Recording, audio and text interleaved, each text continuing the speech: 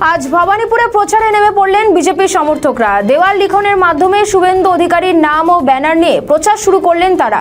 আপনারা জানেন গতকাল বিজেপি 144টি আসনে প্রার্থী ঘোষণা করেছে। সেখানে বড় চমক, শুভেন্দু অধিকারী দুটি আসন থেকে লড়াই করবেন, একদিকে নন্দীগ্রাম, অপরদিকে ভবানীপুর। এরপর আজ সকাল থেকে বিজেপি কর্মী সমর্থকদের দেখা গেল ভবানীপুরে শুভেন্দুর নামে দেওয়াল লিখছেন।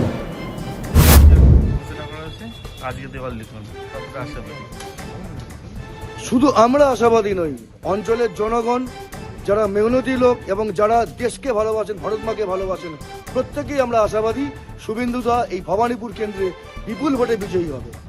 আর আজকে দেওয়াল লিখন মানে আগামীকাল মানে এরপরে কি কি মিছিল, মিটিং, কি কি করা চলছে? গতকাল যখনই নাম ঘোষণা হয়েছে, কর্মীদের মধ্যে বিপুল উদ্দীপনা, বিপুল উৎসাহ, ঢাক ঢোল কাঁসর ঘণ্টা নিয়ে আমরা যেরকম বিজেপির কার্যকর্তারা ছিলাম, অঞ্চলের জনগণ আমাদের সঙ্গে বেরিয়ে পড়েছিল।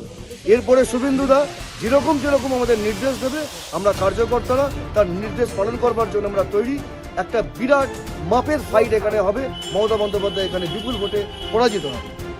আমাদের ভিডিও ভালো লাগলে লাইক ও শেয়ার করুন, কমেন্ট সেকশনে আপনাদের মতামত জানান।